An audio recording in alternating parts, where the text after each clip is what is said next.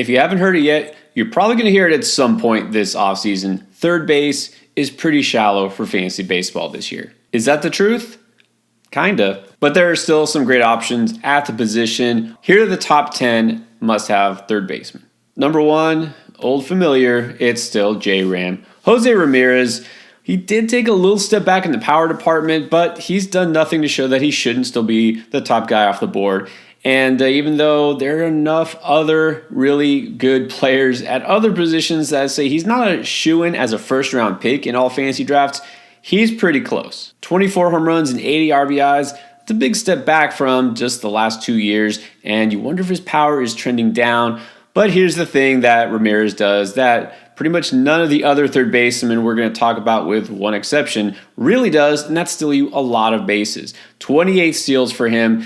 Not a big boost like a lot of players got with the new rules, but he's still up there. He's a true, legitimate 5-category stud. So he's not necessarily elite in any one category, but he really offers you that stability, that comfort of knowing you're getting a player at third base that can help you across the board, and there's really no concerns with him. But not far behind is Austin Riley for the Braves.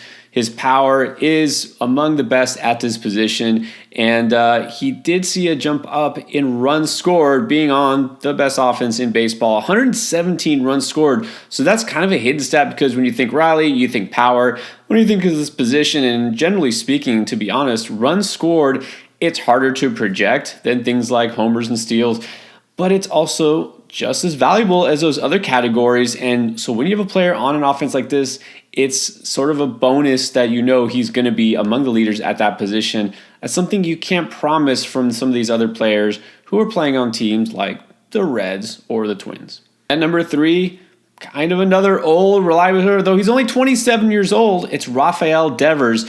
And just think about the fact this guy's still in his prime. And I've said it on a few other videos, I really think this Boston lineup gets better. It's going to be not a prolific offense, but there are a lot of pieces here that I think can take another step forward. Young players like Jarren Duran, Tristan Casas, I think are going to make this offense much better than it was a year ago. Devers, rock solid as always, hit 271, 33 home runs, and 100 RBIs last year. Realistically, don't expect those numbers to shift very much either up or down, and there's nothing wrong with that. Now is where it gets interesting. At number 4, the first of the players that was not on the shortstop list, because even though he can qualify at short or third, you're probably going to put him at third if you draft him early. It's Gunnar Henderson of the Baltimore Orioles. He was one of the top prospects in all of baseball, and heading into last year got a lot of hype, and then immediately looked like a bust. Was just terrible in the beginning of the year. Really, the problem is he was being too passive. He was taking a lot of pitches, wasn't swinging enough, and then that changed. He really took off in June. Despite doing very little in the first 2 months of the season, when it was all said and done, he wound up with 28 home runs, 82 RBIs, and 100 runs scored. So naturally, we assume that in his second full season of the majors, he's going to advance even more, have a full season production, and he definitely could. Look, I'm not going to really say that there's much of a case to say that you couldn't put him ahead of maybe a guy like Devers. I think Riley's a little too far. I'm not sure if Henderson has 40 home runs in him just yet, but still, I get it. Let's just not go overboard with any of these young players and assume that just because they are now not rookies anymore, that they're going to all of a sudden be better. It doesn't always happen that way. Sometimes you have to take a step back before you take another step forward. But either way, no problem with Henderson. He's going pretty early in the top 50 in most fantasy drafts, and that seems about right. Now, the only issue with Henderson is he hasn't quite figured out lefties. Hit 209 against left-handed pitching last year. Should get a little bit better in that department. But at the same time, if you're playing in a fantasy league with daily lineup changes, you might want to sit him every once in a while against a tough southpaw. Now, at number 5 for third baseman, I'm going with a former shortstop who's now going to hold down the hot corner for the Twins. It's Royce Lewis. I already have talked about Lewis in a couple of videos, and I'm going to talk about him more. Some people think that his ranking for him is too aggressive. All we've seen of him is basically half a season worth of production. That's all I need to see, because this is what I expected from him all along. Power, hit tool, some speed. The only thing really that held him back was injuries. And it was a lot of injuries. Serious injuries. I'm talking ACL, multiple serious injuries. But now, if he is fully healthy, which he looked like last season and should be fine going into the spring, there's nothing stopping him from being a fantasy superstar. So this is kind of where the rubber meets the road. You're around the 50s, let's say, you're like your 5th, 6th round pick. Are you going to take a chance on a player like Royce Lewis? I am. I will. I already have in a couple of leagues. I absolutely think it's worth it. The ceiling is sky high for him.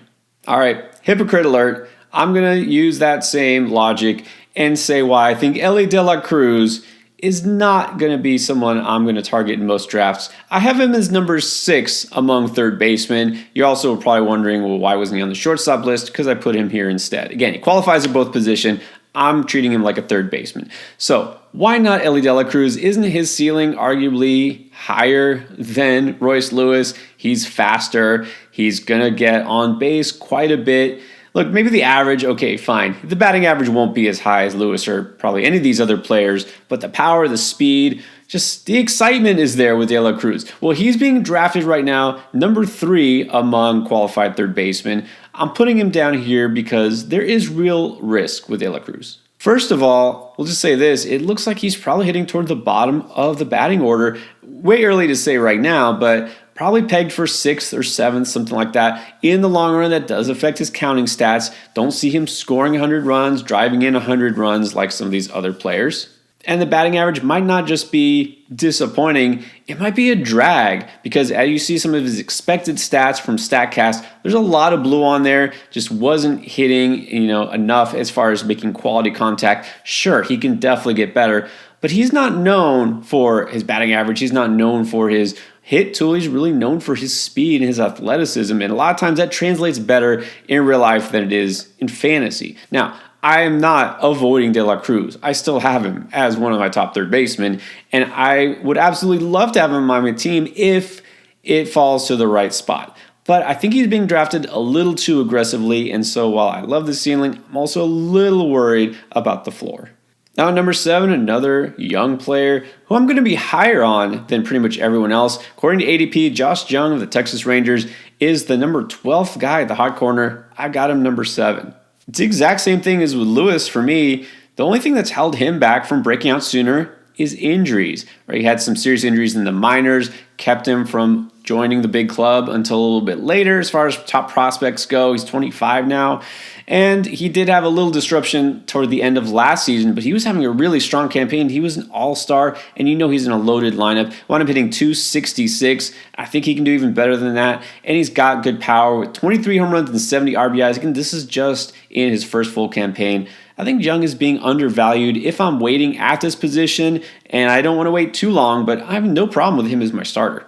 There are some big names I haven't even mentioned yet, and here we go. It's not an ageism thing. Trust me, I'm old enough to say that I can't be against an older player, but what is the true ceiling for these guys? So let's start with Nolan Arenado, who I'm actually a little bit higher on than everybody else. We know with Arenado it was a back issue, and he admitted that he didn't fully trust his swing last year because it was bothering him, and we saw, again, early in the season, it was terrible, honestly, and then he broke out of that slump in a big way and wound up posting numbers that were disappointing for him because he didn't get 100 RBIs, which is basically impossible for him not to do, but he finally did it, broke that streak. I think he can get back to it. He should be better. St. Louis should be at least a little bit better offensively this year. So Arenado is perfectly fine as a fallback option where he's being drafted.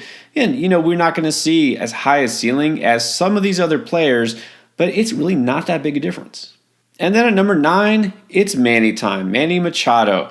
Now, the concern with him is, first of all, that offense is not going to be as good. Not that they were so amazing last year, but even without Juan Soto, yeah, that does hurt them. The bottom of that lineup is looking a little bit iffy. And then Machado has had some issues this offseason as far as recovering from surgery. What worries me, this is an elbow injury, and that could definitely affect his swing. They're saying he could be ready to play third base when spring training starts, but that's not even guaranteed. So sure, maybe this is just kind of an easing into action kind of thing. Maybe think of like Bryce Harper last year, but still, he's a little bit older. Again, this lineup is a little bit worse. Speed isn't there anymore, so Machado is fine, but he was way overdrafted last year. I don't want to make that mistake again this year and just assume that he's among the elite anymore if he isn't. And then at number 10, let's squeeze Alex Bregman in there. Sure, you can say I'm hating on the veteran, and some people are saying, well, he's always undervalued these days. Is he really, though? I've actually seen a few tweets similar to this saying about Alex Bregman how, before 2022, his ADP was kind of lowish near pick 100, and he finished as a top 70 player. Last year, his ADP, again, kind of low. He finished as player 47, according to Player Rater. And then now again, what happened? His ADP is dropping further. Yeah, that happens. But again, there's a reason for this. First of all, speed hasn't been part of the equation for years. So, okay, fine. That just makes him like most other third basemen. But look at the power categories. 25 home runs, 23 home runs the year before. He's not getting you even 30. RBIs, yeah, that's where he's going to help you out for sure. But is that really a significant advantage compared to these other players, especially when the batting average isn't even great anymore? Last year, 262. The year before that, 259. What is the edge that you get when you draft Alex Bregman? Really, the advantage is he's out there a lot. And again, that's not a bad thing, but he's accumulating some stats, especially runs driven in, by being out there for the course of a full season and not sitting out much.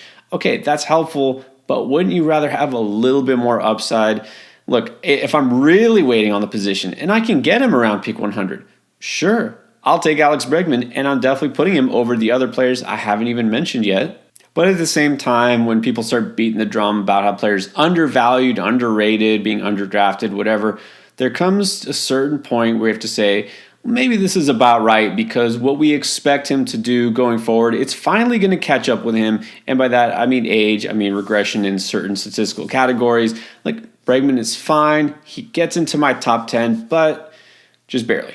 And if you haven't caught my top 10 at the other corner infield, that's first base, you can check out those players right here.